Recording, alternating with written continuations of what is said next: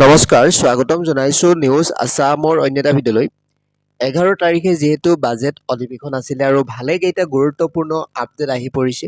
ইতিমধ্যে CM ত্ৰিপুলে বা অৰুণোদয় হওক বা বহুকেইটা আঁচনিৰ এটা বিগ আপডেট আহি পৰিছে ইতিমধ্যে, অৰ্থাৎ সকলোবোৰ টকা কেতিয়াৰ পৰা বিতৰণ কৰা হ'ব আৰু CM ত্ৰিপুলৰ ওপৰতো আহি পৰিছে গুৰুত্বপূৰ্ণ খবৰ। ইয়াতে আপোনালোকে দেখিবলৈ পাইছে আগষ্টৰ পৰা পুনৰ বিতৰণ কৰা হ'ব অৰুণোদয়ৰ ধন।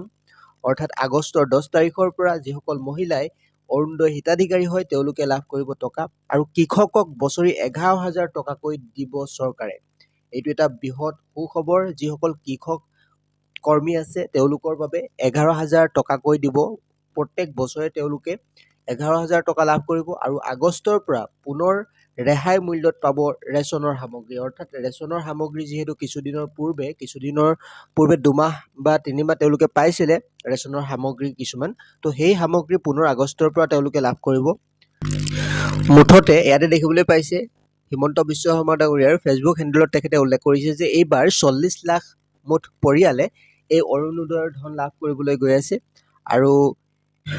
আৰু এটা বিগ আপডেট, যিসকল যুৱক যুৱতী শিক্ষিত নিবনুৱা তেওঁলোকৰ বাবে আহি পৰিছে এটা গুৰুত্বপূৰ্ণ আপডেট।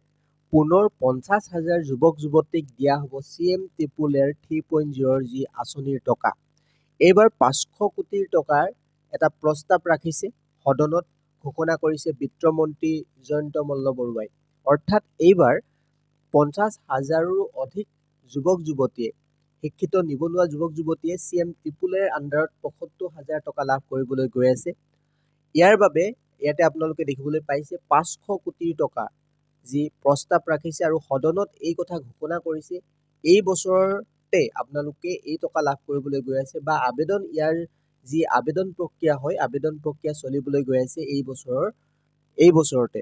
তো আপোনালোকে আমাৰ চেনেলটি ছাবস্ক্ৰাইব কৰি ৰাখিব এনেকুৱা ধৰণৰ আপডেটসমূহ পাই থাকিবলৈ। CM ত্ৰিপুলে যদি আবেদন চলে আমি এই চেনেলৰ জৰিয়তে আপোনালোকক জনাই থাকিম আৰু লগতে অৰুণোদয়ৰ কিছুমান আপডেট যদি আহি থাকে আমি জনাই থাকোঁ এই চেনেলৰ জৰিয়তে। চেনেলটি ছাবস্ক্ৰাইব কৰি ৰাখিবলৈ নাপাহৰিব আৰু লগতে এই ভিডিঅ'টো শ্বেয়াৰ কৰিবলৈ নাপাহৰিব যাতে সকলোৱে ইনফৰমেশ্যনটো পাবলৈ সক্ষম হয়। ধন্যবাদ।